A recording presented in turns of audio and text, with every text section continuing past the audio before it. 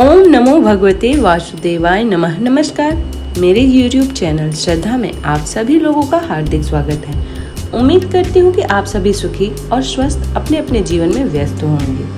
आइए जानते हैं आज इस वीडियो के माध्यम से पद्म पुराण के अध्याय 16 के बारे में, जिसमें माँ सरस्वती के नंदा नाम पढ़ने का इतिहास और उसके महात्म्य के बारे में बताया गया है। भीष्म जी ने पुलत्स्य जी से पूछा कि हे ब्राह्मण, सरिताओं के श्रेष्ठ नंदा कोई दूसरी नदी तो नहीं है। मेरे मन में इस बात को लेकर बड़ी कौतूहल हो रही है कि सरस्वती का नाम नंदा कैसे पड़ गया। जिस प्रकार और जिस कारण से उनका नाम नंदा नाम से विख्यात हुआ, उससे बताने की कृपा कीजिए। भीष्म के इस प्रकार पूछने पर पुलत्स्य जी ने सरस्वती का नंदा नाम क्यों पड़ा, इसका प्राचीन इतिहास सुनाना आरंभ किया। वे बोले, भीष्म, पहले की बात है, पृथ्वी पर प्रभंजन नाम से प्रसिद्ध एक महाबली राजा थे। एक दिन वे उस वन में मुगमा शिकार खेल रहे थे। उन्होंने देखा एक झाड़ी के भीतर मृगी खड़ी है। वह राजा के ठीक सामने पड़ती थी। प्रभंजन ने अत्यंत तीक्ष्ण वार चलाकर मृग को बांध डाला। आहत हिरणी ने चकित होकर चारों ओर दृष्टिपात किया, फिर हाथ में धनुष बाण धारण किए राजा को खड़ा देख वह बोली, ओ मूर्ख, ये तूने क्या किया? तुम्हारा यह कर्म पापपूर्ण है। मैं यहाँ नीचे मुंह किए खड़ी थी और निर्भय होकर अपने बच्चे को दूध पिला रही थी। इसी अवस्था में तूने इस वन के भीतर मुझ पर निरपराध हिरणी को अपने वज्र का सामना बाण का निशाना बनाया है। तेरी बुद्धि बड़ी खोटी है, इसलिए तू मांस खाने वाले पशुओं की योनि में पड़ेगा। इस कंटिका किड़ वन में वाग्य हो जा। मृग का यह साप सुनकर सामने खड़े हुए राजा की संपूर्ण इंद्रियां व्याकुल हो उठी। वे हाथ जोड़कर बोले, कल्याणी, मैं नहीं जानता था कि तुम बच्चे को दूध पिला रही है। अनजाने में मेरे तेरा वध किया है, अतः मुझ पर प्रसन्न हो। मैं व्याध योनि के त्याग कर पुनः मनुष्य का शरीर को कब प्राप्त करूंगा? अपने इस पाप को उद्धार का अवधि तो बता दो। राजा के ऐसा कहने पर मृग बोली, राजन, आज से 100 वर्ष बीतने पर यहाँ नंदा नाम की एक गौ आएगी। उसके साथ तुम्हारा वार्तालाप होने पर इस साप का अंत हो जाएगा। पुलत्स्य जी कहते हैं, मृग की कथा न अनुसार राजा प्रभंजन व्याघ्र हो गए और उस व्याघ्र की आकृति बड़ी ही घोर और भयानक थी। उस वन में काल के वशीभूत हुई मृगी अन्य चौपाइयों तथा मनुष्यों को भी मार मार कर खाने और रहने लगा। वह अपनी निंदा करते हुए कहता था, हाय, अब मैं पुनः कब मनुष्य शरीर धारण करूंगा? अब से नीच योनि में डालने वाला ऐसा निंदनीय कर्म महान पाप नहीं करूंगा। अब इस योनि में मेरे द्वारा पुण्य नहीं हो सकता। एकमात्र हिंसा ही मेरी जीवन वृत्ति है। इसके द्वारा तो सदा दुख ही प्राप्त होता है। किस प्रकार मृगी की कही हुई बात सत्य हो सकती है? जब बाघ को उस वन में रहते 100 वर्ष हो गए, तब एक दिन वहां गौओं का एक बहुत बड़ा झुंड उपस्थित हुआ। वहां घास और जल की विशेष सुविधा थी। वहीं गौओं का आने में कारण हुई।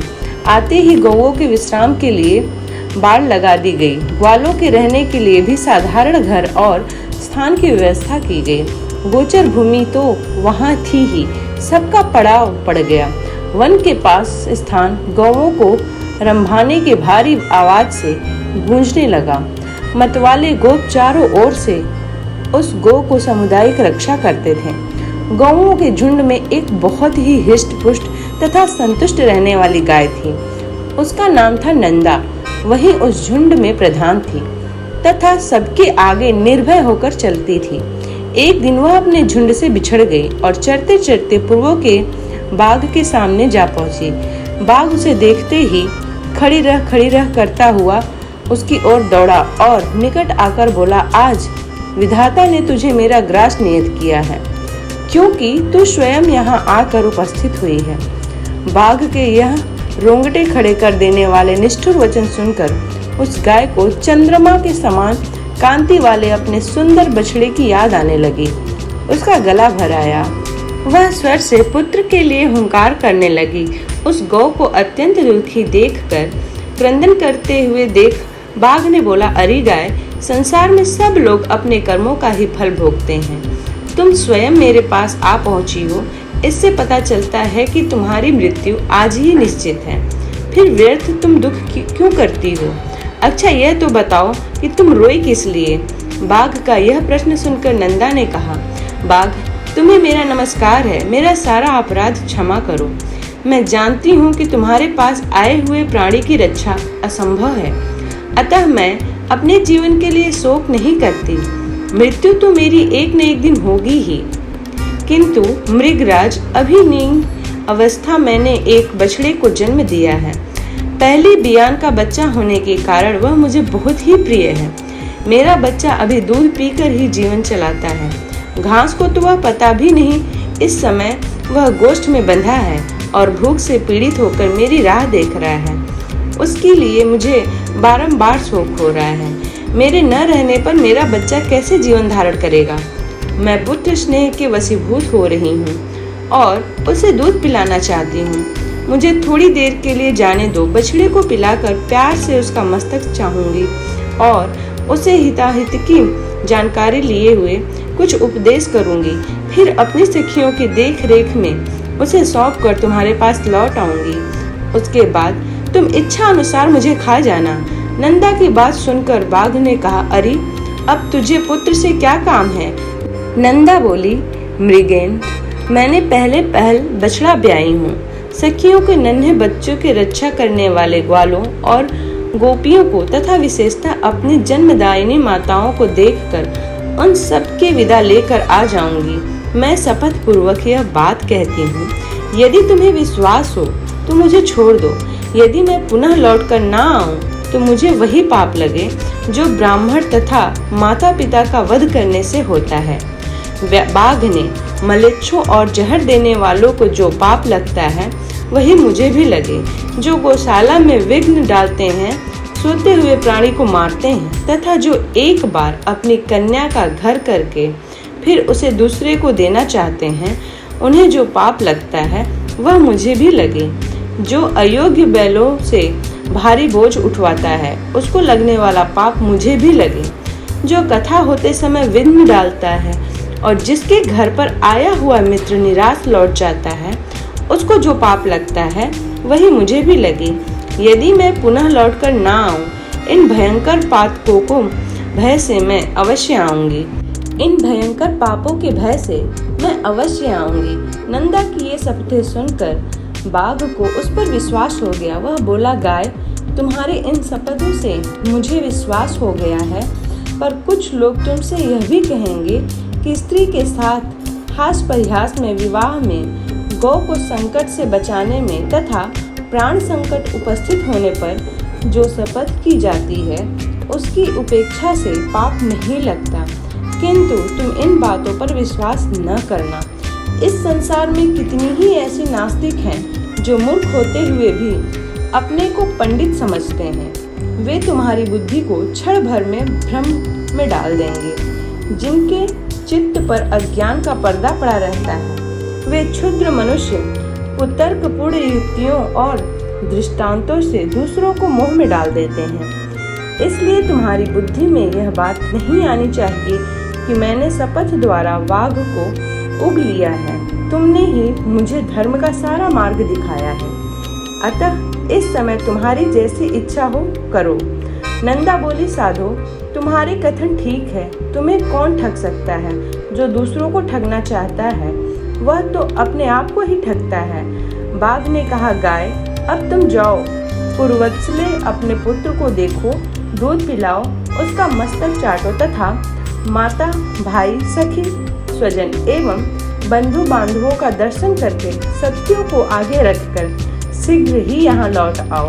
पुलत्स्य जी कहते हैं, वह पुत्र वत्सला धेनु बड़ी सत्यवादिनी थी। पूर्वोक्त प्रकाश से शपथ करके जब वह बाघ की आज्ञा ले चुकी, तब गोष्ठ की ओर चली। उसके मुख पर आंसुओं की धारा बह रही थी। वह अत्यंत दीन भाव से कांप रही थी। उसके हृदय में बड़ा दुख था। वह शोक के समुद्र में डूबकर बारंबार टकराती थी। नदी के किनारे गोष्ठ पर पहुंचकर उसने सुना बछड़ा पुकार रहा है। आवाज कान में पड़ते ही वह उसकी ओर दौड़ी। निकट पहुंचकर नेत्रों से आंसू बहने लगा। माता को निकट पाकर बछड़े ने शंकित होकर पूछा, माँ, मैं तुम्हें प्रसन्न नहीं देखता, तुम्हारे हृदय में शांति नहीं दिखाई देती, तुम्हारी दृष्टि में भी व्यग्रता है, आज तुम अत्यंत डरी हुई दिख पड़ती हो। नंदा बोली, बेटा स्तनपान करो, यह हम लोगों की अंतिम भेंट है। अब से तुम्हें माता का दर्शन दुर्लभ हो जाएगा। आज एक दिन मेरा दूध पीकर कल सवेरे से किसका पियोगे? वत्स, मुझे अभी लौट जाना है, मैं शपथ करके यहाँ आई हूँ। भूख से पीड़ित बाघ को मुझे अपना जीवन अर्पण करना है। बछड़ा बोला, माँ, तुम जहाँ जाना चाहती हो वहाँ मैं भी चलूँगा, तुम्हारे साथ मेरा भी मर जाना ही अच्छा है। तुम न रहोगी तो मैं अकेले भी तो मर ही जाऊँगा।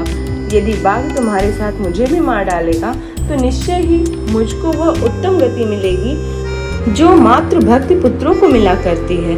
अतः मैं तुम्हारे साथ अवश्य चलूँगा। माता से बिछड़े हुए बालक के जीवन का क्या प्रयोजन है? केवल दूध पीकर रहने वाले बच्चों के लिए माता के समान दूसरा कोई बंधु नहीं है। माता के समान रक्षक, माता के समान आश्रय, माता के समान स्नेह और माता के समान सुख तथा माता के समान देवता इहलोक और परलोक में भी नहीं है। यह ब्रह्मा जी का स्थापित किया हुआ परम धर्म है। जो पुत्र इसका पालन करते हैं उन्हें उत्तम गति प्राप्त होती है। नंदा ने कहा, बेटा मेरी ही मृत्यु नियत है, तुम वहाँ न आना। दूसरे की मृत्यु के साथ अन्य जीवों की मृत्यु नहीं होती है। तुम्हारे लिए माता का यह उत्तम एवं अंतिम संदेश है। मेरे वचनों का पालन करते हुए यही रहो। यही मेरी सबसे बड़ी इच्छा है। जल के समीप अथवा वन में विचरते हुए कभी प्रमाद न करना। प्रमाद से समस्त प्राणी नष्ट हो जाते हैं। लोभवश कभी ऐसी घास को चरने लिए नहीं जाना जो किसी दुर्गम स्थान में उगी हो, क्योंकि लोभ से इहलोक और परलोक भी सबका विनाश हो जाता है। लोभ से मोहित होकर लोग समुद्र में, घोर वन में तथा दुर्गम स्थानों में प्रवेश कर जाते हैं। लोभ के कारण विद्वान पुरुष भी भयंकर पाप कर बैठता है। लोभ, प्रमाद तथा हर एक के प्रति विश्वास कर लेना, इन तीनों कारणों से जगत का नाश होता है। अतः इन तीनों दोषों का परित्याग करना चाहिए। बेटा, संपूर्ण शिकारी जीवों से तथा मलेच्छ और चोर आदि के द्वारा संकट प्राप्त होने पर सदा प्रयत्न पूर्वक अपने शरीर की रक्षा करनी चाहिए। पाप योनि वाले पशु पक्षी अपने साथ एक स्थान पर निवास करते हो तो भी उनके विपरीत चित्त का सहसा पत्ता नहीं लगता। उम्मीद करती हूँ कि आज का यह वीडियो आप लोगों को पसंद आया हो। यदि ये वीडियो पसंद आई हो तो वीडियो को लाइक करें, चैनल को सब्सक्राइब करें। इस वीडियो को अगला भाग आपको अगले वीडियो में देखने को मिलेगा। तब तक के लिए धन्यवाद।